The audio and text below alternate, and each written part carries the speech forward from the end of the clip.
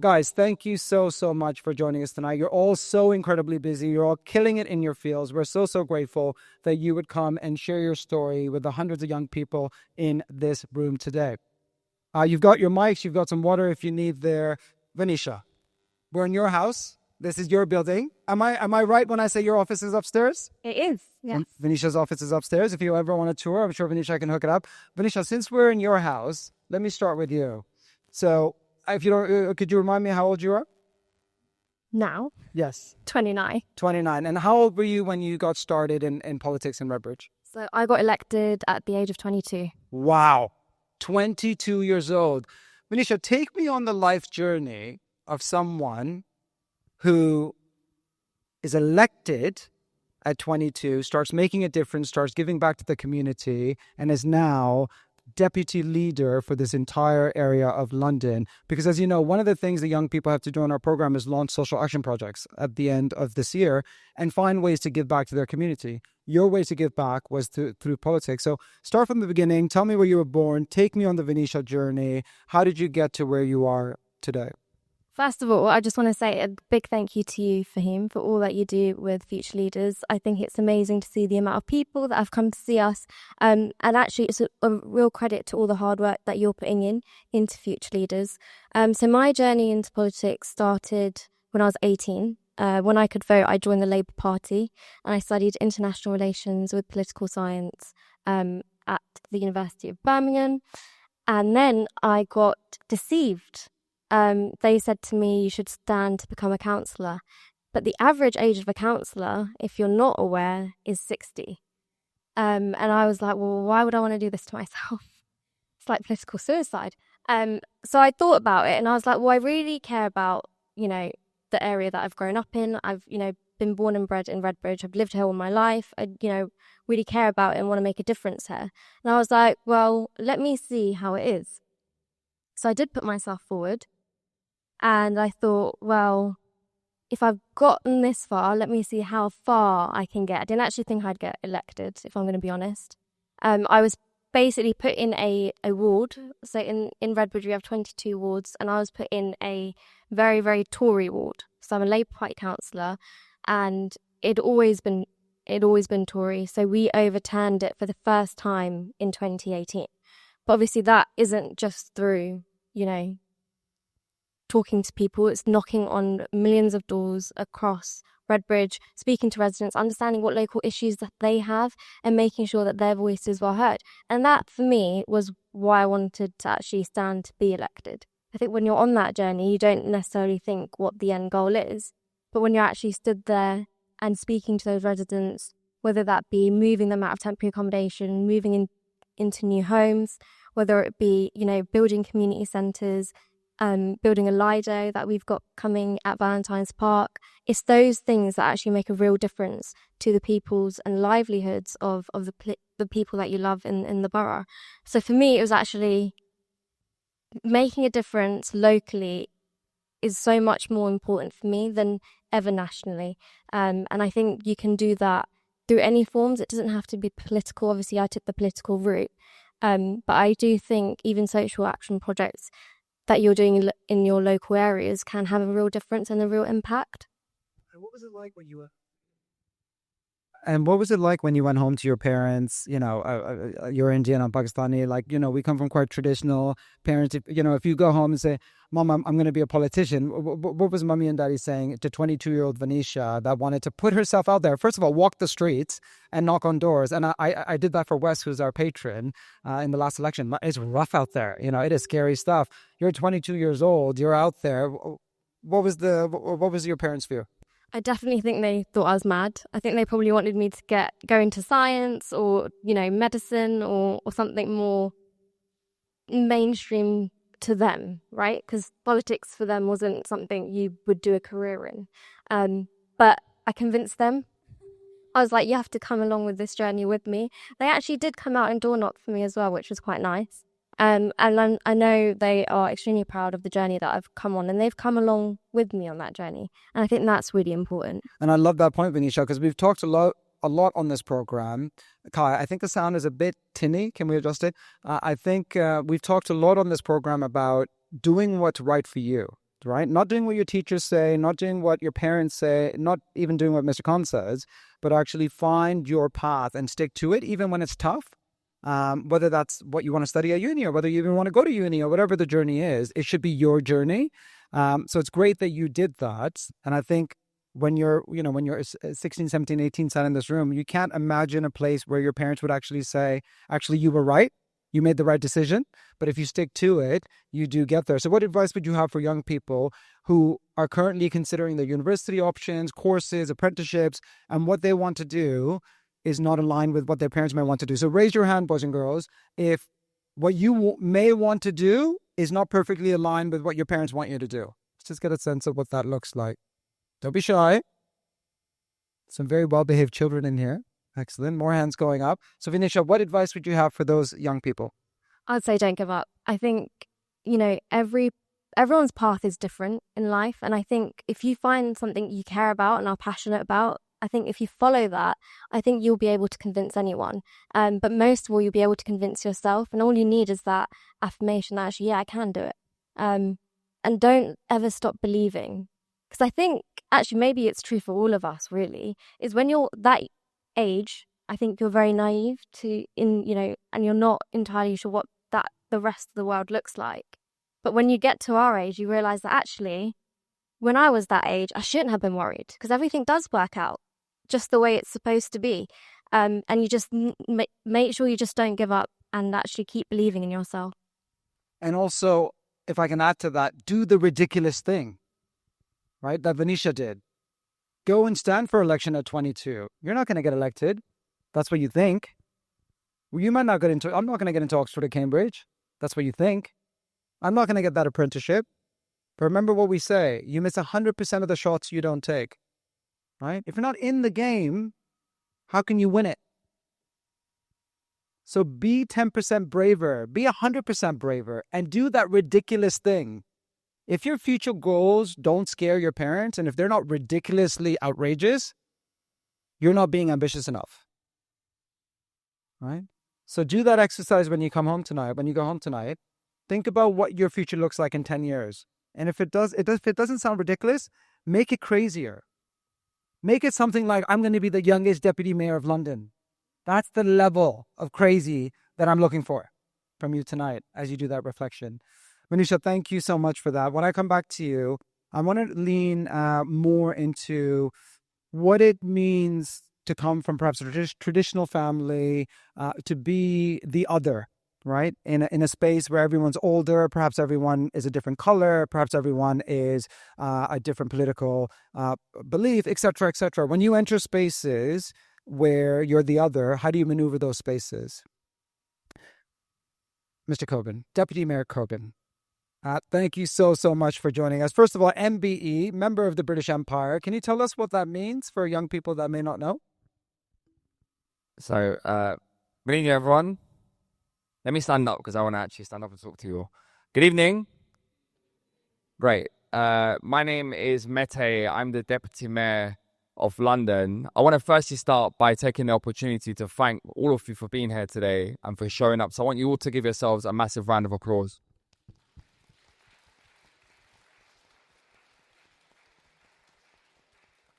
I also want to say a massive thank you to Mr. Khan. I've known Fahim now for quite a few years, and don't underestimate how lucky you all are to have someone like Fahim who will go out of his way to find opportunities for young people like you, for people who look and sound like us who often don't have opportunities.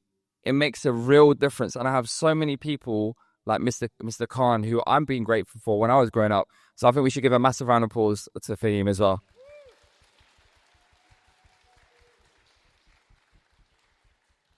Do you want me to go straight into it? Please, Yeah. So look, my story and how I got involved in politics, I should just say, by the way, me, Vanisha and Bash are very, very good friends. So this is actually quite special for us because we spend a lot. Me and Bash was just on holiday together as well. Well, actually, it wasn't holiday. We went on Umrah together. But it's a special time for us to be sharing this panel because whilst we all have different positions, we all come from very similar backgrounds. Myself, I'm from Northern Cyprus. Anyone from Cyprus here? Great. There you go. My parents came here in 95 as asylum seekers. And we found ourselves in a place called Hackney. And Hackney is a special place to live in. I'm a proper Hackney boy. Before becoming the Deputy Mayor of London for Environment and Energy, I used to be a Hackney councillor for 10 years.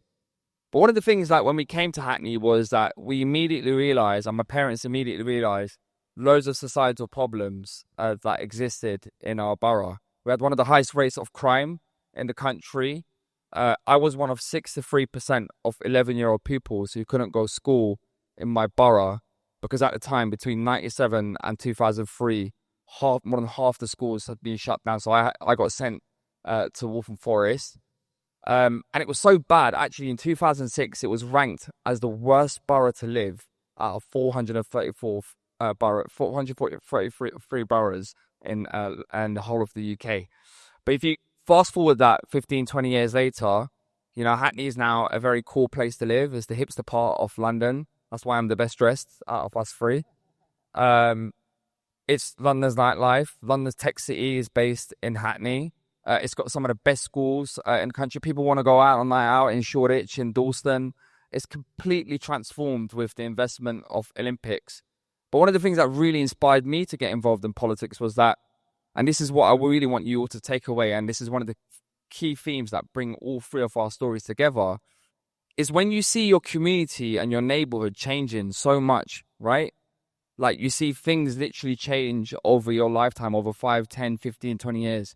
Why is it that you and your generation shouldn't have a say in how the future is shaped? And often the system that we live in, and unfortunately this is where it links to poverty, is that we're often made to think that we shouldn't have a voice in how the future of our communities are shaped. And for me, it was particularly one particular incident where my youth club, somewhere where I used to go to every single day after school, because my mum used to be a seamstress, my dad's a cab driver, they'll be working late. So every single day I'll be going to that youth club after school from 4 to 9 o'clock before my parents would pick me up. It wasn't just a place where you play badminton or pool or you hang out with your friends. For us, it was our second home. It's where you learn how to communicate with your friends, how you make friends, how you deal with your emotions, how you learn to just conversate and, be how you grow up, how you become an adult. It was such an important place for us. And I remember when the youth club, St. Matthias, got shut down, a place that existed for thousands of boys and girls from council estates in Hackney, shut down like that, and not one person lifted a finger. And I remember looking, like Vanisha said, at our councillors and our politicians, and everyone was old. And nothing against old people, by the way, but it's like, and no one looked and sounded like me. No one who was of my heritage or my background was involved in politics. So I then stood to be a councillor at the age of 21, and I was elected as the youngest ever councillor in Hackney at the age of 21. I served proudly as a councillor for my home community for 10 years before being appointed this year, or last year now, by the Mayor of London, Sadiq Khan, as his deputy. It's a huge privilege and honour. I always felt like a massive privilege to be representing my borough in Hackney. But sometimes I'm just like, I can't even believe it. Like, could you imagine this whole city? I serve this whole city. I have the opportunity to serve every single one of you to help make our city a better place. And I spent my whole life saying, if only I were in a position where I can make a difference. And I am in that position where I can make a difference. And that's why, I work day and night, and I'm really passionate about making sure that everything that is going to be happening across our city, that we work together to really make sure that we help deliver a London that is fair, equitable, and inclusive for all of us, so that all of you can benefit from the opportunities that each of us had. The London story, and the boss Sadiq always talks about this in a very, very powerful way, is that we don't need special treatment, right? People from our backgrounds and where we're from, we don't need special treatment. It's not like we're looking for any special favors. What we need is an equal footing with everyone else in making sure that we have the same opportunities that other people are exposed to from different parts of the country, or those who are from living of better classes. And, my job is making sure that young people like yourselves have the same helping hand that we had to give you the opportunity to really show the best of yourself, the best of your community, and the best of your values. So look, I could talk forever, as you could tell, but I want to say thank you so much for being here, and hopefully looking forward to our conversation. Round of applause for that.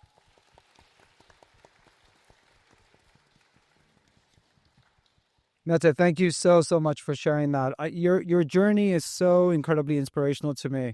You know, your parents arrived here as asylum seekers in 1995. Their child represented the area where they moved to. You know, that's one generation, right? On average, the UK, I did some reading on social mobility recently, we have some of the worst social mobility in Europe. On average, it takes between 4 to 5 generations to break the cycle of poverty in the UK. And you compare that to countries like the Nordic nations, and that can happen within just 2 generations, right? So as a city and as a country, we have so much more work to do around social mobility, but you are such a beacon of what is possible when you apply yourself. And what we often say as future leaders is your starting position does not get to determine your end position. Where you go is not determined by where you start. And I know how incredibly proud your parents are of you, and all of us are, because you are showing us what is possible in the time that you have done that. So thank you so much. And can I just say, just on the point of Umrah, I saw on your Instagram that you had gone to Umrah, and it made me, as a Muslim, it made me so proud, because there's so much negative narrative out there around Muslims, around other minority groups. And as a recently appointed deputy mayor politician, instead of saying, oh, that might cause some ruffles, or that might, this, that, and the other, you proudly put it out there. And that's, I think, how we're going to change the narrative, is if we're proud of who we are, our religion, our ethnicity, our sexuality, our neurodiversity, whatever it is, be proud of it, own it, and represent it in the best possible way you can. And that's exactly what we're about at Future Leaders. And it really was so lovely to see. And it's so great to hear that Bash was there with you as well. So round of applause for that.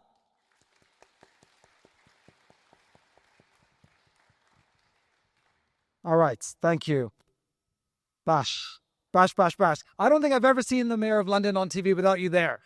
So it's all happening. Start from the beginning. How does one end up not only as a councillor in his own right, but actually right at the top table, helping make decisions and policy that matters?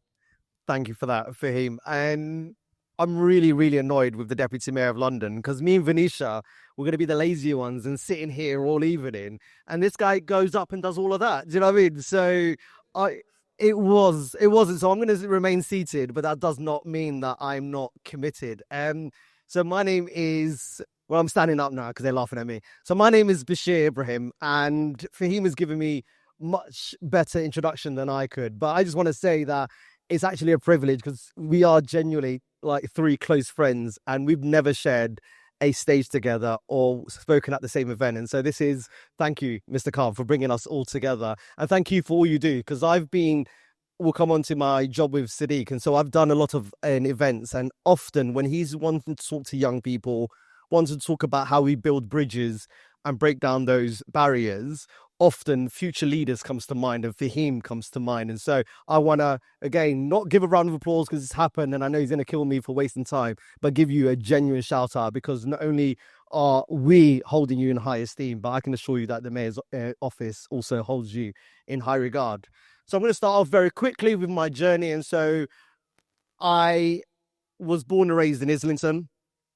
And I think I'm going to start off by giving you some real harsh facts and then going on to the positive and the light. And so when I was born, obviously I'm young, I was black, I was Muslim, I was working class, I was born in inner city London. And often something that I don't talk about is that I was raised by a single mother. And so when we look at society, I think society had already planned my life for me, or what I should go on to do. And so when I look at it and I go back, and there were people in my school who were stabbed, there were some of them who are no longer with us, there are many of them who have ended up in prison. And so often people say to me, and this is the reality, in that statistically speaking, I should be in prison or dead. But I stand in front of you today as someone who's never been to prison, never been arrested. And I'm not dead. I'm alive and I'm kicking. And as my two colleagues here, I'm smashing it. So we'll go on to how I'm smashing it. So I always wanted to fight against. So I was one of those people in primary school. I was library monitor, hall monitor. I always wanted to advocate on behalf of others. Often I would be, the person who doesn't want to go toilet, for example. Miss, can so-and-so go toilet? I always used to try and be a voice for the voiceless or people who couldn't speak up. And then, so I kind of did primary school, I did secondary school, I ended up becoming a prefect. I became the first non-white head boy of my school. And then you go to college, and I was like, oh, I like a few different subjects, and I really didn't know what to do. And so this is going to resonate with you guys. And so I come from a very traditional background, and some of the stuff that Vanisha was talking about really resonated with me and Mr. Khan. So my parents said, no, I think you should go and do some science subjects. And I was like, all right, I like science. I got, an A in my GCSEs in science. I said, I'll go and do that. And then it came to university. And there's something about you. There was something innate in me, which was like, I want to go do politics or, maybe psychology or international relations, something that I was really interested in. By this time, I'm watching Prime Minister's Questions. I'm really interested in politics. And so my parents then told me to go and do science at university. So I did biomedical science. I was there for 2 weeks and I tried to drop out. And my parents said to me, sorry, no, in this house, we do science. My older brothers, I'm the youngest of 5 boys. So my older brothers did economics, engineering. So when you came to them and said you want to do politics, I got laughed out of that house, guys. Okay. But so basically, let's just say my parents won. And so there was an agreement that we had. And they said to me, if you finish your degree and get your degree, and I come from a traditional community where they just want to be proud of their children. So they said, if you get your degree, you can go and do whatever you want. Oh, how they regretted saying that to me. So I went on and got my degree in biomedical science. And I was silly enough, I didn't have a job lined up. I didn't have a graduate scheme lined up. So I ended up doing a master's in cancer biology. And I did that, and that really confirmed for me, guys, that science ain't for me, okay? And so I then ended up going into like public affairs and communications. During this time at university, I was advocating. There was, we were in the midst of a Tory government. They were tripling tuition fees. They were closing things down. Austerity was becoming a reality for us. And so at university, I was campaigning. When I was not in my lectures learning about, cancer cells and things like that, I was out on the streets protesting. I was sneaking into the journalism school and finding out when they had like BBC journalists coming. So basically, throughout my university, I hadn't let my passion go. And then the one thing I'm going to give you guys to take away from here today is I stand in front of you today, and it's primarily because of the art of networking. I ended up going into rooms I had no business going into, talking to people I had no business talking to, and that's how I got my first job in politics. So it was a place in Camden. It was, goodness, many, many years ago, maybe 2017. It was just right after the Brexit referendum, and they were launching this campaign. I was very much against Brexit, by the way, guys. And then I went into this room and I was talking to some people, and they said, oh, what do you do? And I was creative with the truth. And I said, oh, I do PR and comms. I was unemployed by this time. And they said to me, oh, we're looking for someone to do that. Why don't you, here's our email, send us your CV. I sent them my CV. They liked my CV. They invited me in for a meeting in Westminster. They invited me for a meeting. I had a chat. And they said to me, and honestly, this is stuff of the movies. They said to me, oh, can you start on Monday? And I was like, oh. And I did the most bougie thing that you could do, which was, I'm going to Paris for the weekend and I'm coming back on Monday. Can I start on Tuesday? And they said, yeah, you can. And this campaign was called the People's Vote campaign. It was trying to get another referendum on Brexit once we know what Brexit was. So very quickly, what's the stop tour? I did that. Boris Johnson won a majority in 2019. Brexit was unfortunately going to happen. I ended up going to work in a local authority in Hackney. At this point, I didn't want to be a spectator anymore. I was very keen to run as a councillor. And so when I stood for as councillor in 2021, as Vanisha said to you, not only is the average age of councillor in the UK 60, but over 90% of councillors in the UK are white. So I was coming as a 20-something-year-old, black Muslim working class in London. And all I can say to you is I won my election. I've now been elected twice since then. And what that proves to you is something that my two colleagues have said, is that do it. Don't tell anyone. And there's something called the poverty of ambition. People will always tell you, you can't do this and you can't do that. You know what? To hell with what they say to you. Because people told me that I remember my careers advisor, and I'm sorry, I'm going to name and shame them. When I told her, you know what, I want to be prime minister one day, and she's telling me, no, look at you, don't. And you know what? I've now gone on and I worked on Sadiq Khan's second re-election campaign, which he won. I then served as an advisor, which made him look good. I then resigned to go and help run his campaign. So I was deputy director of Sadiq Khan's re-election campaign last year, which he won. A historic third term. No mayor of London has won 3 terms in London. And I was the deputy director of the campaign that helped that happen. I then went away to the United States of America for the first time to go, as Mr. Khan said, to talk to the White House, the State Department, the Democrats. We were going there. I was with Mete. We were giving them some of our campaign expertise. And we were on a train from Washington to New York, and Mete was sat next to me on that train. And I get a call from the Prime Minister's current Deputy Chief of Staff. And she says to me, hey, I hear you're a winner. You know what I mean? If anyone knows DJ Khaled, there's a song called All I Do Is Win. We're going to come on to that, but that was my theme and song for 2024. So she said, can you come and work on Keir Starmer's and the general election? Come work for Keir Starmer and the Shadow Cabinet. I went to go and work on that campaign. And guys, I've already told you, everything I touch turns to win. And we returned the Labour Party to government after 14 years. And then Sadiq Khan told me I have to come back home, and I've gone back to be his senior advisor and leading on international affairs and sports and communities and civil society. And so I'm going to finish off by saying this.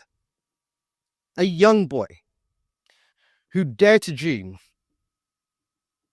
is standing in front of you today with all of those accomplishments under his belt. So what lessons are we taking is that, yes, as Mr. Khan said, don't worry about not knowing what you want to do.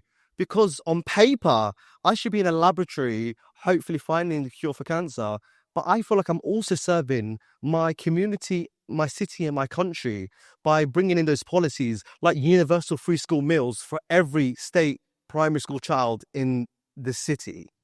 But the second thing I'm going to say to you is, if you dare to dream, if you are so bold and ambitious and you dare to dream and you dare to believe, then you can dare to be whatever and whoever you want to be. So guys, be audacious, be ambitious, and be downright naughty and dream what you want to be, and you can end up being it. So I'm going to leave it on that, because I know I'm going to be asked some questions, but thank you very much.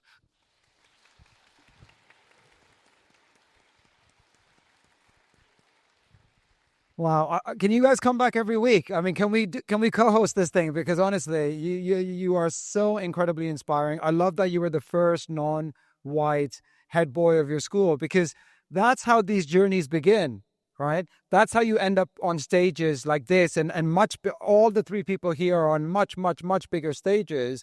It starts with little steps.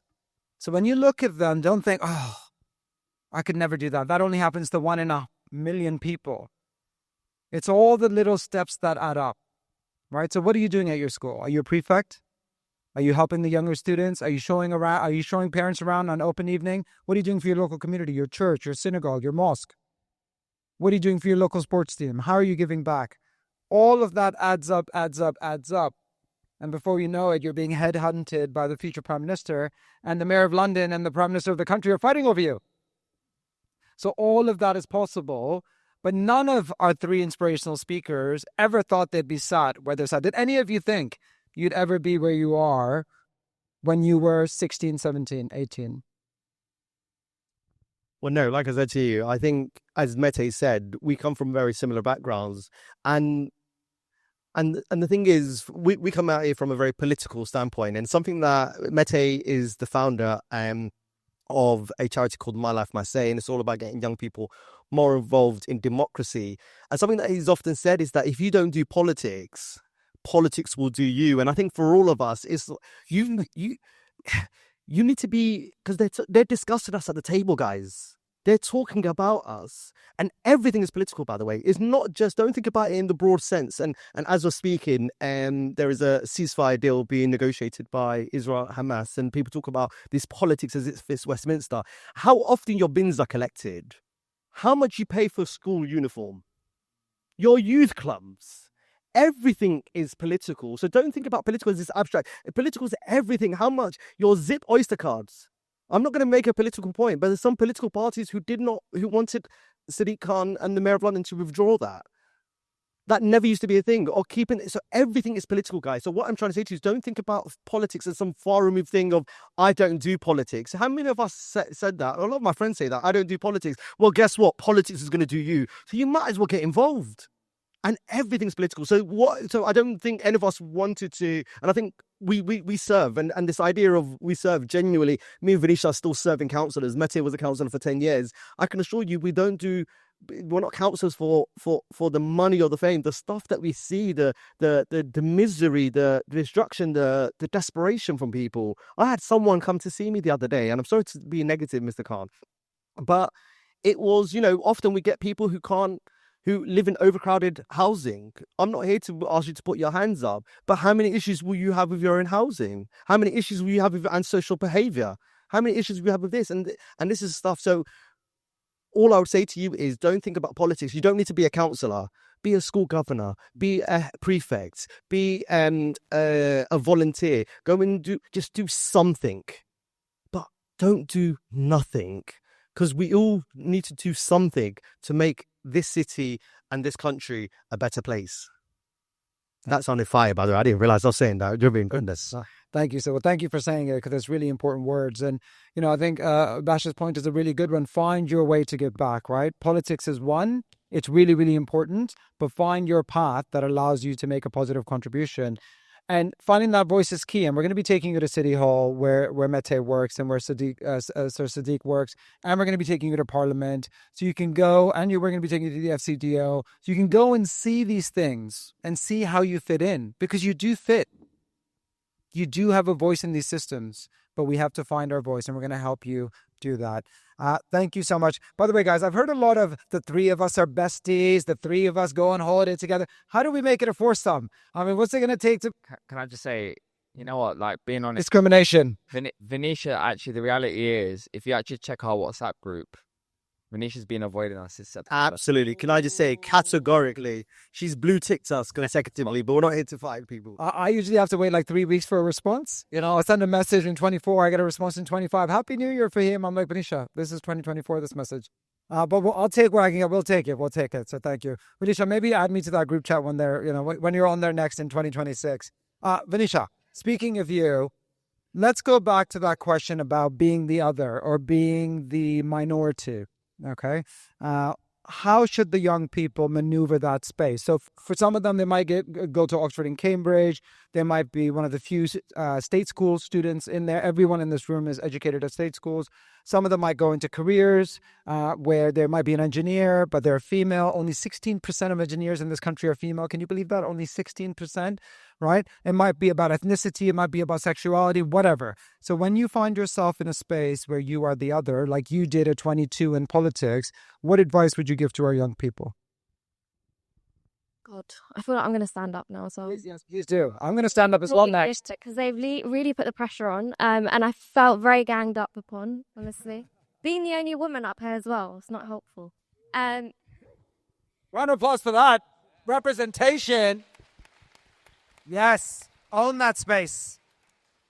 But what I would say is I think imposter syndrome is real, right? I think everyone in this room has probably gone into rooms or situations in a meeting or gone into your classrooms and felt like you're not good enough and felt like you're going to ask the wrong question and felt like, well, what do I really have to add to this conversation?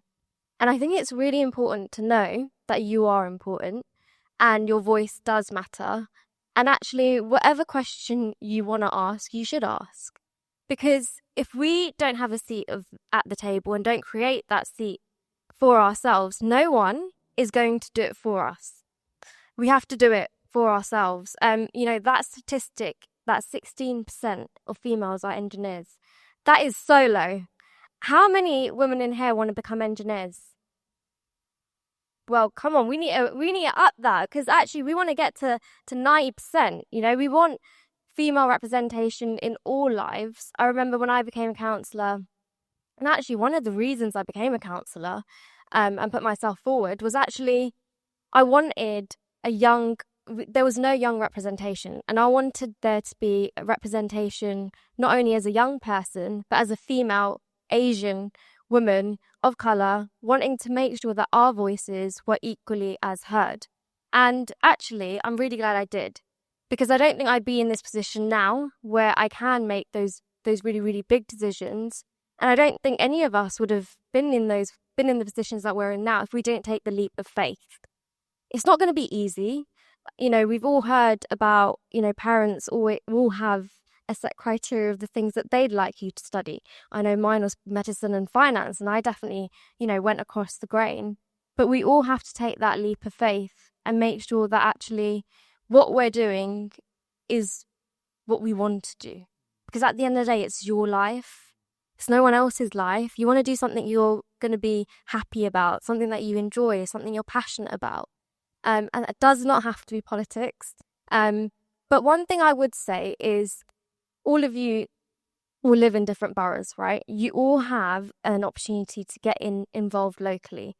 And whether it be your bin collections, whether it be your council tax, whether it be your schooling, there are different ways. And I know that actually, once you've realised that politics actually affects your everyday and your every step you take in, whether that be your career, going off to university, going to school, then you actually want to actively take part. Because I do think once you do that, your voices will be, really, really heard on that level as well. But most of all, I think believe in yourself. Because we all, I think sometimes, I do it all the time, you start doubting yourself. Can I do this? Am I really capable of achieving this? But if, as I said before, if you don't, who will? We have to be our own champions. We have to make our own paths and paves the way forward for the people that come after us. So yeah, that's all I'd say. Round of applause for that. Come on. I love what you said about believing in ourselves, right? And believing in yourself is like, you got to practice it. You can't wake up one day and believe in yourself. It's like going to the gym. And clearly, out of all these people, clearly Mr. Khan is a gym professional. It's like practicing a muscle. Why are you laughing, girls? It's like practicing a muscle. I've told you before, look in the mirror, tell yourself you love yourself. Look in the mirror, tell yourself you believe in yourself. I know it sounds corny and it will feel awkward the first couple of times you do it, but start your morning every day telling yourself why you're bloody amazing. All the things you did the day before that make you amazing. But your brain needs to hear it every day. You can't just wake up one day and be like, oh yeah, I'm gonna get all A's. I believe in myself. You got to do it every day. Consistently. That's how you believe in yourself. Because Vanisha is right. No one's going to give it to you. No one's going to give you that place at university. No one's going to give you that apprenticeship opportunity. You're going to have to fight for it. And to fight for it, you have to be strong. And to be strong, you have to believe in yourself. So go home tonight, before you're about to go to bed, tell yourself 5 things. And I do this every night. Tell yourself 5 things that you're proud of yourself that you did that day. They can be as little as, I helped my mom with the dishes, or as big as, I had the guts to stand up in front of 250 kids and ask a question to the panelists of Feature Leaders tonight. Mete, environment. You are the Deputy Mayor of London for Environment. As you heard me say, the second session today at the beginning is going to be run about climate. And we've got Sama with us. Hello, Sama. Give us a wave. Come and join us up here, Sama. Sama's going to be leading a second session. Come and have a seat at this table. Sama's going to be leading an amazing session for us on climate. Give me like 2 to 3 minutes on why should young people care about climate? Yeah, because look, climate change is one of the biggest issues of our lifetime. In many ways, it relates to the conversation. It's an issue of social justice, racial justice, and economic justice for so many people across our city and our world. And I say that because the conversation around poverty is not, different to what we talk about, the climate crisis. If you think about the price of food, and every time your parents or your family or yourselves go out and buy food, the increase in price often is caused by the ecological and climate crisis that we live in. The fact that every time something happens around the world, your energy prices and the price of lighting up this place and your home and heating it up and everything costs more. That's caused by climate change. Look at what's happening with the impacts of climate change now. It's not something distant in the future. If you're from Bangladesh, for example, 20% of towns and villages no longer exist compared to 20, 30 years ago. There are whole communities who've had to move to different cities because of the impacts of climate change. Look at what's happening last year, what happened in Valencia. Over 150 people died through flash floods. No one has ever seen floods happen in Valencia. But also, you don't have to look far away. Look at what happened in London. 2021, we had record temperatures. First time we had wildfires in London. It was the busiest day for London Fire Brigade since the Second World War. In addition to that, we also had flash floods in London. So this isn't something that's, may happen in the future. And guess what? Who pays the price for it? It's going to be working class Londoners, people of similar backgrounds to yours is going to pay more for the price. Because why? Because you probably live in neighborhoods that aren't flood resilient, because you live in neighborhoods because that isn't really sort of ready for it.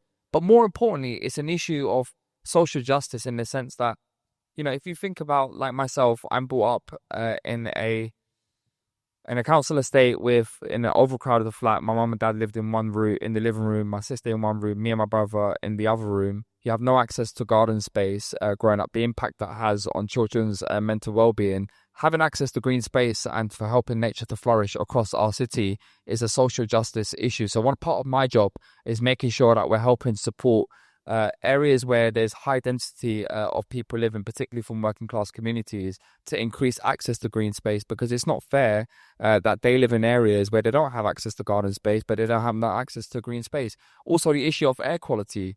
Why should you breathe bad air? Like, would you drink dirty water? Who would drink dirty water here? So why do you breathe bad air?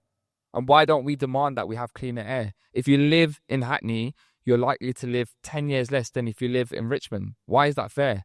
You don't have the opportunity to say, I want to live in Richmond or there or whatever. So why is it fair that kids who grow up in Hackney have to live 10 years less because no one is willing to take action on that issue? So the issue of climate change is like, whilst it seems like, environmental sustainability, it's like, it's predominantly an issue of like how we tackle poverty. It's an issue of how do you create a city where we don't just live to work, but it's a city where we actually want to live.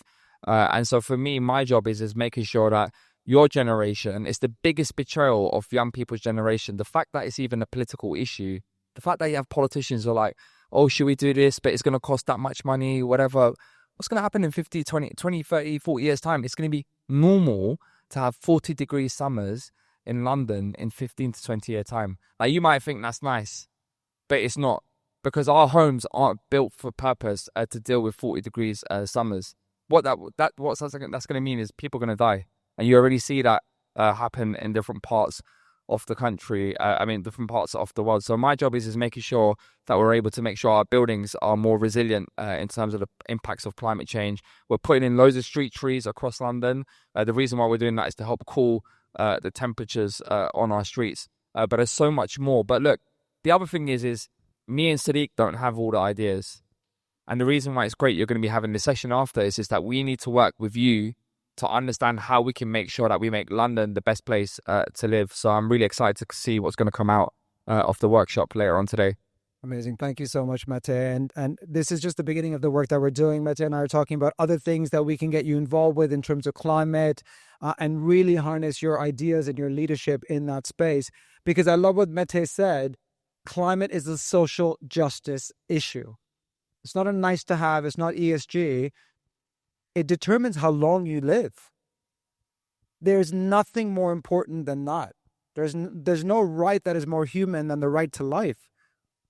And someone who lives in Hackney, which is 10 minutes from here, and Richmond, which is on the other side of the London, 10 years difference? because of the air they're breathing in Hackney is so much more polluted because there's buses and cars and it's busy and, the ventilation isn't there. That's not fair, right? So climate is a matter of life and death. And we're going to explore that with you further now. And I can't think of people more passionate about climate than Sarma that you're going to hear from today. So really make it a center of whatever you do next. And you don't have to work in climate to care about climate. Climate is all of our problem. The environment is all of our responsibility. So think about how you can give back there. And, Mete, I've been following your journey for a long time. I think in your 10 years in Hackney, the stuff you did around environment was really spectacular. It really made me realize what one person can do. You're one person in one borough in a chamber of 50 councillors, but the stuff you were doing in Hackney, like changing traffic routes and bike lanes, and it was incredible. And hundreds of thousands of people in Hackney will live longer and healthier lives because of the contribution that you've made. So I'm so grateful, Sister Sadiq, who's now giving you the opportunity to do that at a city level, so we can all benefit. Please. Yeah, I was just going to say something related to this point, because I think it relates to, so everyone, like, we're all telling you to encourage you to get involved in politics or get involved in like your community, etc. But at the heart of it, really search for your values. What is it that you actually stand for? The positions don't matter. Honestly, I didn't know I was going to be Deputy Mayor of London. I didn't even know what a councillor was up until 6 months before I became a councillor. Like, I really didn't know.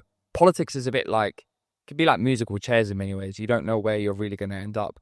The point I'm trying to make is don't chase the position. Don't be like, I'm going to be a councillor, or I'm going to be an MP, or I'm going to be a this or that.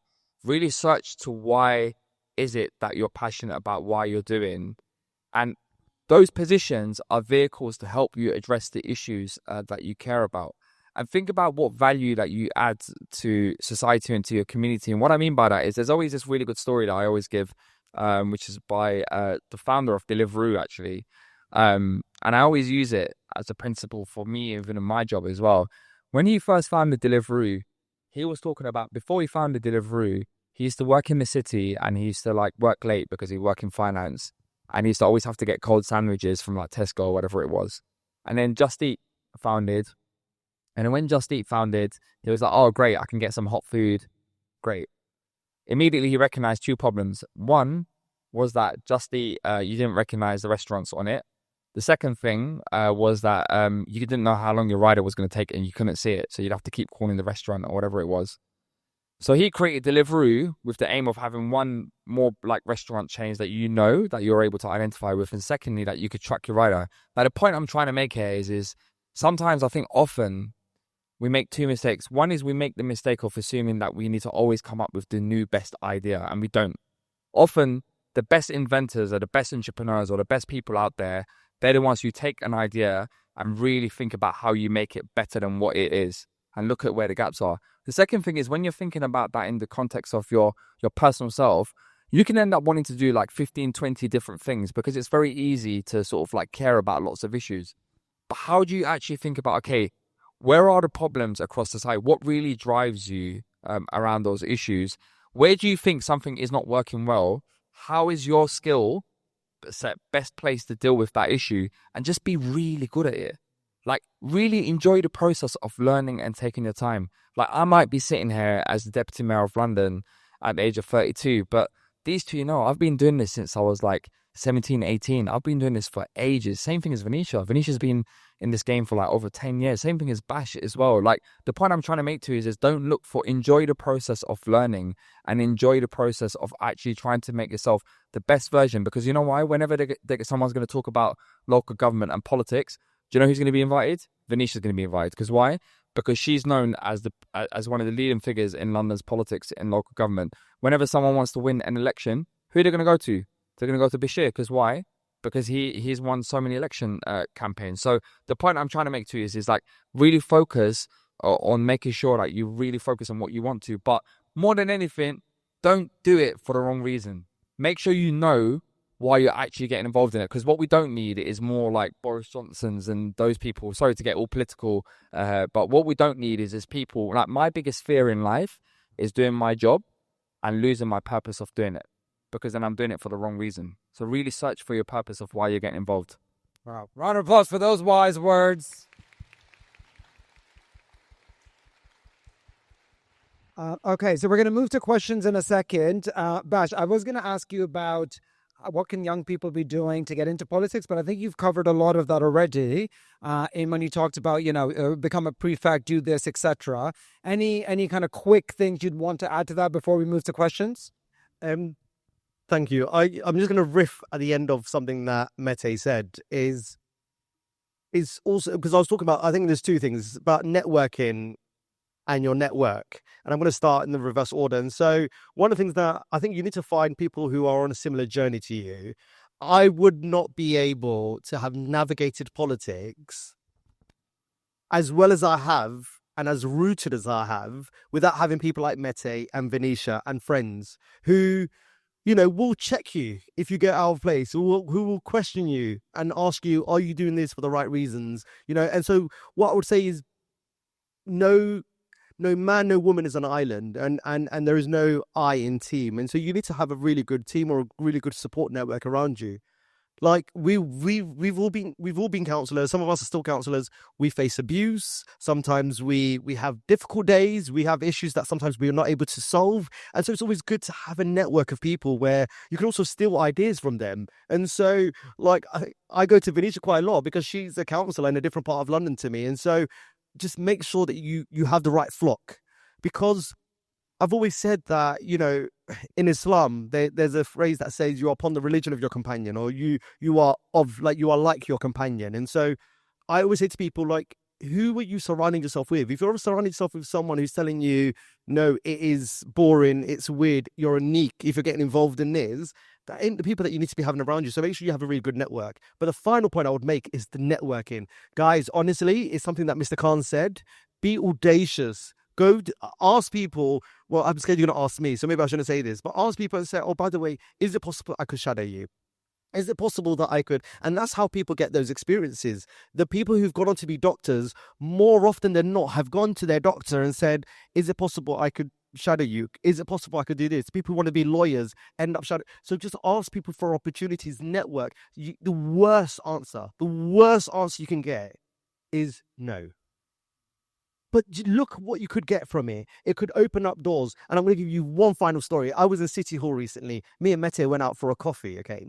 And there was this young boy I noticed it, but he was staring at us as we were going out, okay? And so I was like, okay, it's a bit weird. So we came back, and this young boy came up to us, and he said, oh, hi, are you Mete, the Deputy Mayor of London? And well, I saw him first, and unfortunately, because of my work with Sadiq, who has 24-hour police protection, I'm very aware of my surroundings. So I said, yo, what do you want? And he just wanted to come and see Mete. And he was really interested in politics. And then basically he had, I think, seen me on Twitter. And so we kind of end up speaking. So I then subsequently invited him back to meet Sadiq and come to Sadiq. He does this thing called, like Prime Minister's Questions, called Mayor's Question Time. Oh, we've been. And then so basically came and so I invited him to come to that. He then met with the mayor, and then I then encouraged him to apply for a program similar to the Future Leaders. It's actually the My Life My Say program, and it's called Squad Leaders. And he's then applied for that, and then he's subsequently now been accepted onto that. And the story I'm giving to you is all of this started with him having the confidence of just coming up to us and saying, hey, I know you. And what did he say to us? Is there any advice you can give me? Yeah. Did he not say that to us? And genuinely, this is a story that happened where we just went out for a coffee and flat whites. We came back and I said to him, I remember saying to him, and he may see this because he's actually put the Future Leaders post on his Instagram story. And I said to him, the reason why I like you is because you remind me of me, and you remind me of all my other friends, because we're audacious. That's how we all met, by the way. We're shameless up here, guys. You know what I mean? So you guys need to be shameless and go for those opportunities, because you will miss potential opportunities. And I'm sat here today, guys, because I went to a room and ended up speaking to someone in a political event when I had no business being there, because I studied science, I did a master's in science, but that opened the door and they gave me an opportunity. And that opportunity led to my other opportunity. And that opportunity has now led to me to winning all of these elections. But it all started, and I can pinpoint exactly where it was in Camden. It started by me going to an event and networking straight after an event. And that, so please, guys, take those opportunities, and just, even if it's exchanging an email, if you're on LinkedIn, I think sometimes young people you might be too young at the age of maybe 15 or 16, but LinkedIn and just messaging people. Great to have met you today. Is it possible I can hear more about your journey? So network and have a good network. Thank you. Round of applause for that journey.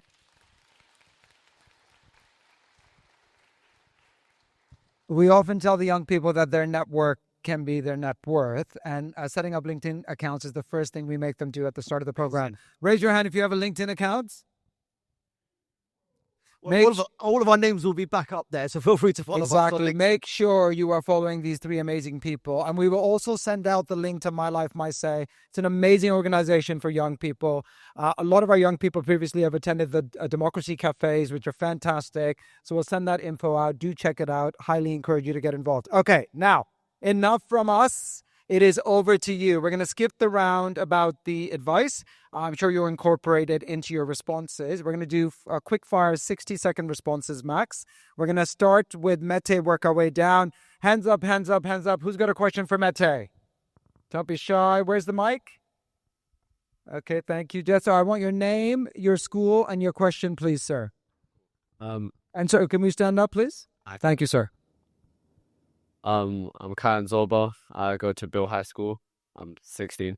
My question is, based on your background as well. I mean, I'm obviously similar background to you in general.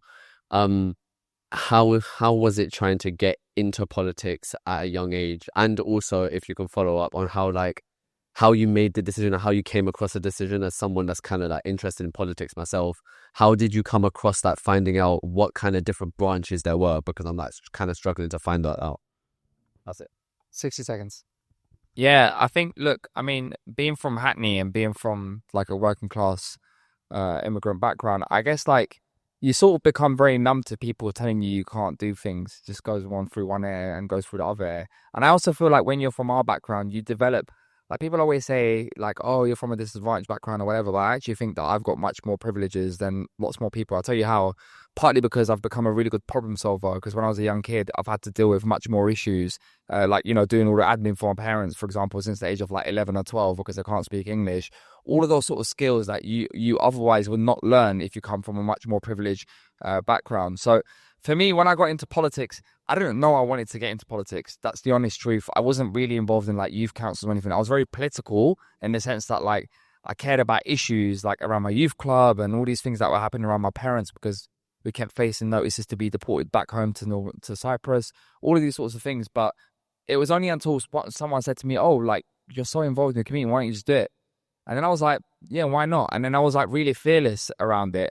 But the point, I guess, like going back to what Bashir said, and it kind of links to sort of your question and his point, is that don't be afraid to, it's not just about in networking opportunities everywhere. It's like, you know what, believe me, like the more and more I like kind of get exposed to places where like I'm not necessarily from, I think, we've had it really bad as kids. Like genuinely, like the opportunities that people have from different backgrounds to us is so, it's like day and night.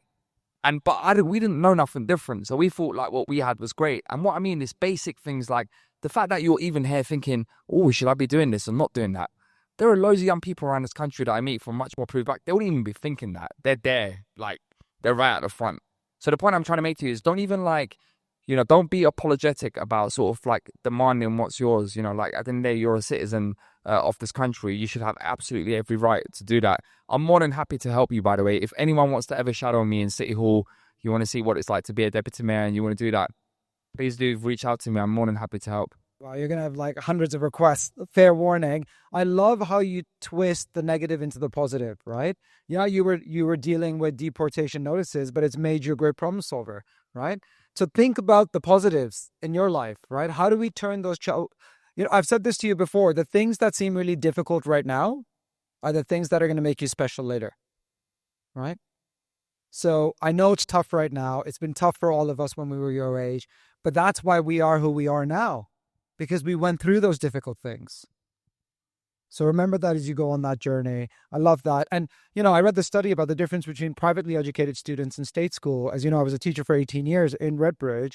The biggest difference to kids that go to private school and state school is confidence, is what Mete is talking about. Yeah, we're sat there thinking, oh, should we, can I, shall I? And those kids, and they're not as good as you, are 100% there. Oh yeah, I deserve this. I'm entitled to this, because that's what they've been taught because of the privilege. So don't forget it, that you deserve it too. Okay, next question. Miss, we got one there, one over there. We're a bit shy with questions today, guys. Come on, bring on the questions. Don't be shy. We're standing up. Hi. Name, school, question. Yeah. Hi, my name's Audrey Shaw. I go Hymes Park School. I'm 16 and I study biology, chemistry, maths. Sorry, Bashir. I'm interested in doing biomedical science. Something that really interests me is antibiotic resistance and what the government and just the country is doing towards medicine and stopping these diseases. And if you didn't know, in the next 40 years, antibiotics may not be able to be used anymore. And we're entering a time where in the 1800s, tuberculosis was prevalent. What we're going to do now. So I want to know how science and how politics can intertwine to get these things into conversation that are not being spoken about. Okay, and Abash, let's go to you for that one. Yeah, I've realised that's over to me. So I 60 seconds. absolutely fascinated with this, and so I'm giving away my age, but about 10 years ago, I had an amazing professor, Mark Fielder, who's professor of medical microbiology, who was focusing on this. And I remember in 2014, and him saying we may not be able to, antibiotics would be made redundant. And I was like, well, if people become ill, can you imagine not being able to take antibiotics in the UK and not being able to treat things? But it goes back to my point. Genuinely, everything is political. And so there has been a chronic underfunding of medical research. And I'm not here to make political points, but something that this government are prioritizing. And we've got a department in for science. And that is exactly what they're focusing on. And the UK used to be, and it still in my eyes is, a world leader for science research. But we need to understand that, I think as Mete may have alluded to, like, we're talking about clean air, and that is a matter of life and death. Science is a matter of life and death. And so the only answer I can give you is I agree with you fully. It is a political issue, and it requires political will. And this government, this Keir Starmer-led government, is taking that matter seriously. And I can assure you that I will try and do my best with my old science hat on to make sure it's happening. And we've just seconded someone from the mayor's office to go and work for the Department for Science as well, by the way, so they can do some AI research and get some of that information and research going. Nice, amazing. And as you know, our patron is West Treating. So we have a visit coming up to the Department of Health and Social Care. So make sure you apply for that. And just today I had a call with GSK, which is one of the biggest pharmaceutical companies in the world, about if we can get some work experience for you guys there. So keep an eye out for that as well. Watch this space. Next question. We've got loads of questions in the front. Jess, you got to move quicker, Jess. Come on. Okay, name, school, question. Hello, my name is Sophie and I go to Woodford. And you're all really inspiring figures, so this is for anyone. But because you're so inspiring, did you have a role model? And if so, who was it? Ooh, Vanisha. She's going to say us. So this is actually a really tough question, because there have been many role models in my life. I would say my mum, my grandma, my nan, you all, I think the people you're surrounded with all inspire in different ways. I actually met Mete at an event, actually. Do you remember which one it was called? Uprising. It was an Uprising Leadership Program. And this is how we actually became friends. So he was doing a talk and I was like, oh my God, I was blown away. I was like, this guy's really, really inspirational. I was only a candidate at that point, so I wasn't even a counsellor. And we had a couple of mutual friends. So I went up, and this is what you all should be doing. I went up to him and I was like, Mete, give me some advice. I'm going to be standing as a counsellor. What advice would you give me? And then we became friends. But he was a role model for me in that sense, because actually I was looking up to someone that was already doing what I wanted to do. And when you find people that are already doing what you want to do, it can be quite inspirational. But it can also help you in how how can I change what I'm doing to get there? And what can I do differently? Because everyone's different. We're not all the same. You know, I'm obviously very different. I'm obviously an Asian female. Wanting to become a counsellor is going against the grain. But what I would say is surround yourself with people that actually acknowledge that you're going to be doing great things and actually are going to be there to support you. And yeah, your role model can be anyone you want it to be. Oh, I love that. Great answer. And I love that your mom and your grandma were on that list. I know family means a lot to you. I know you just got back from a trip from New York with your family. And I know your religion is really important to you as well. And I love that representation I see on your socials. I think it's so important for young people to see. Like, I love seeing you in saris, you know, and representing, right? Kids need to see that people like you are proud of that. And, you know, speaking of role models, you're all my role models. I mean, I thought I was a good public speaker, but this is next level up here. So my new role models are right here. Okay, thank you. Good question. Next question. Where's Jess?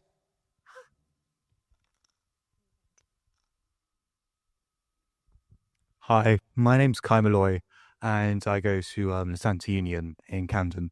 I was just wondering, with having a political career, do you think you're aided with a political degree? Do you think it helps you get your foot in the door? And do you think it's worth having? Good question, Kai. We'll start with you, Mete, if that's right. Is it? Did you say like whether you have a political degree? No, not really. Not at all. I did. To be fair, like I studied politics in A level, and then politics undergrad, and then politics, all politics in masters, but not at all. I got elected when I was at uni, and like it had nothing to do. If anything, I actually think that like nowadays, when you're too like educated and way too like political class, then if anything, you lose like resonance and touch with like local people. Because what people want to see is authenticity. They want to see the real you. Like, who are you? Who is the real Mete? Who's the real Vanisha? Who's the real Bash? What do you care about? What issues do you care about? How are you going to help resolve the issues that I care about in my community? So, you know, I wouldn't necessarily say you need to have a politics degree. Having said that, I'm talking about public office roles. So that's like being a councillor or an MP or like being deputy mayor, whatever it is. There are other sort of like career paths in the world of politics. So don't just assume that basically being in the world of politics is just being a politician. There are so many jobs that you can do. It's like, it's a whole company, it's a whole business. Like if you look at the mayor's office, we've got, you know, a whole comms team. We've got the mayor's senior advisors. We've got, you know, like all these different policy officers. We've got, you know, a legal team. We've got everything within that. So you can have an actual different career path as well. So I think one of the things you should be doing over the next few years, and mostly at unis, I always say to these people, make the most of your time to actually engage in these opportunities that Mr. Khan is opening up for you, so you can test it out. Because you might do something, you think, oh, I think this is the great thing to do. Turns out that you don't actually like enjoying doing it. Or you might do something and you think, doesn't really immediately catch your attention, but it might be something that you enjoy doing. So make the most of your student years to really sort of gain as much as experience, because then you really find out what you want to do. Great question. I think we're really moving away from that generation of I studied PP at Oxford, so I'm going to be a politician. In fact, I think the direction we're heading in, that probably works against you. And it's just so much more real now, right? The authenticity with social media and everything. People want to know who the real you are. So I think that's amazing. And I loved your point about apply for everything. And this is why we tell you apply for everything. I don't care if you don't want to be an engineer. Apply for that engineer career insight day, because you might have that day and you might absolutely love it. Or you might have that day and think, I wanted to be an engineer, not anymore. I can't tell you how many times I've heard that story over the last 6 years that we've been running Future Leaders. Okay, 2 more questions. Next. Jess, we got loads of questions. Come on, Jess. Hustle. Thank you. Yes, miss. Hello, I'm Tasneem Yusuf, and I go to Valentine's High School. I'm 17. I'm really interested in politics, and I'm a second-generation Somali woman, and I'm a young person, obviously. And while I'm interested in it, I've noticed a lot of people in my demographic don't tend to be. I've noticed like a rise in like apathy and disillusionment. And I was just wondering, though this is quite a big question, how do I, as a young person, like help emphasize that importance on focusing on community issues and stuff, especially in the wake of like global warming and how temperatures have risen 1.5 Celsius? Yeah. So I just want to know how I can push that person. Wow, shall we go to Bash? Can I just say before we go to Bash, well done for articulating that question so well. Round of applause for that.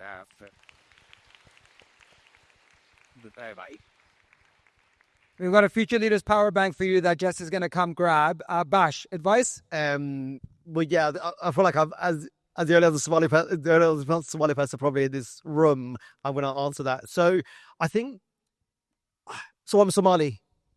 I'm in politics. I feel like, humbly enough, that I've achieved a lot in politics, and I can achieve a lot more. I think what I've learned, and I'm just going to give you some insights. Often, when I've worked on different elections, and I won 2 of my own elections, won 2 for Sadiq Khan, and worked in general, but I've also helped out across London for different elections. And often, you need something to move people, and sometimes that is fear. Genuinely, we need to tell people, if you don't vote, this is what could happen.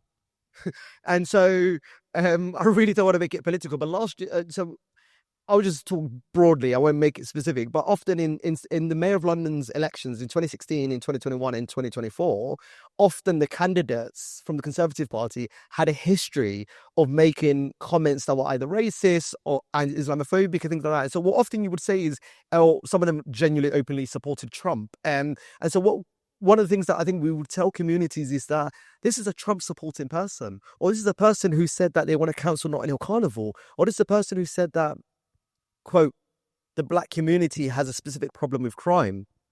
That could be the person who's running this city of 10 million people. And so often you needed to find points that were relevant. So the way you would move someone and get them involved in politics as a business person would be different to how you would do that. But the point, and guys, it'd probably be my take home message today, everything is political.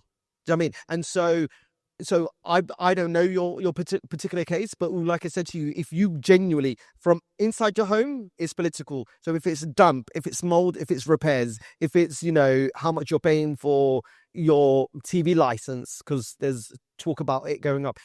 That's just inside your home. You go out, parking, everything. So what I'm trying to say to you, you need to find something that resonates with the person. There's no point of talking to someone in a language that they don't understand. I don't understand AI. You're not going to get me involved in AI, no matter how much you talk to me or how many filet fishes you buy me, because I don't care about AI. Do you know what I mean? But you need to find something that resonates with that person. And so the only thing I would say to you is, for me and my mum, and when I talk to her about politics, it's things that are relevant to her, is what I'm going to say. So maybe just find those touch points, resonate with the person. Because if you're not resonating with them, and I hope we've all resonated with you, we're working class kids who've done good.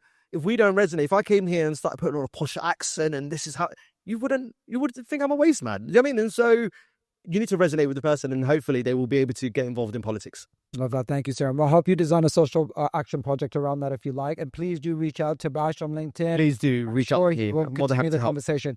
Final question. Hands up, hands up, hands up. All right. So raise your hand if you had a question still that didn't get asked. Okay, well, we'll make sure there's an opportunity. Okay, yes, sir. First of all, good evening, and thank you for sharing all your stories with us all. And I found them particularly moving. As a young person who's interested in politics, I look around this room and most people are interested in engineering, or they're interested in medicine, science, technology, law, whatever it is. And I've always been the odd one in my family. Everyone wants to do the STEM and all the professional, academic-based subjects. And I've always been passionate about politics. In fact, I represent young people in this room in our Redbridge Youth Council, and I want to keep ensuring that I'm fighting for everyone in this room, all the rights, all the opportunities that they get to have. And I also want to be a bit selfish. I want to take the opportunity to learn, and I want the opportunity to network. Everywhere I go, I try to search for individuals, whether you're in politics or not. I try to find those opportunities. Sometimes it's trying to get into the conferences, but there's money, you have to pay. There's travel, you have to pay. There's so many barriers affecting young people in this room. To get to hear from other boroughs, that's a problem. I want to learn, and I want to be able to benefit myself so that I can help other people in this room, and so that I can carry out my role the most effectively as possible. And so I put this question to all of you through your experiences. Could I follow you? Could I shadow you? Could I get some experience? Could I learn from you? That's all I ask, to learn, so that I can develop myself and I can help other people, including myself too. Thank you. Round of applause.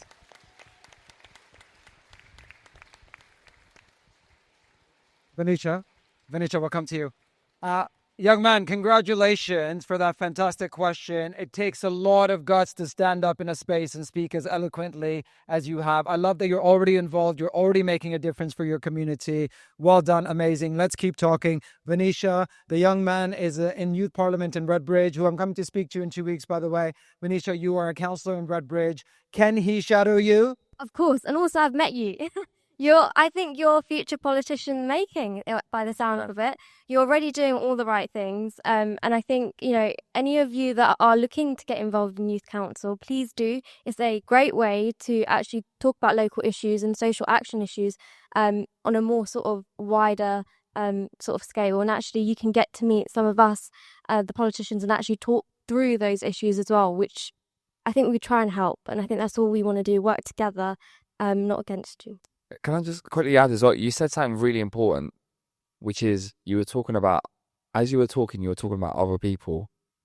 And I think it's really important that people can always parade you, yeah? Like people say to me, oh, look at Mete, he's come from this estate and he's done well. Great, we've done our job. Don't do that. Don't ever, ever, ever allow them to sort of pigeonhole you into that category. And I say that because always exactly like you should be I'm so proud of you that you've actually said that. At that age, the fact that you're thinking about how you're being a voice for other people in your community, always think about your friends, your community, because the reality is we're only going to change the world if it goes beyond our individual stories to us as collective stories. So I think you should give yourself a massive round of applause just for saying that.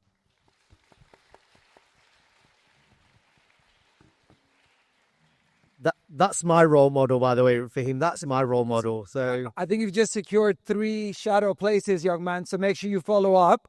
And that is the power of putting yourself out there and taking the shot. Because sometimes you got a triple pointer. Right?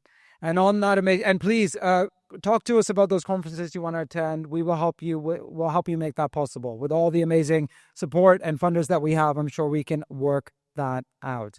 Ladies and gents, I know we didn't get through all the questions, so my apologies, but I don't want to cut into the second session anymore because it's so important. So I just I'm going to stand up as well, since I've learned the value. I just want to take a second to really acknowledge, thank, appreciate, support, love the amazing speakers that we've had that have come and shared their stories so authentically and in such a real, vulnerable way. So massive round of applause, please.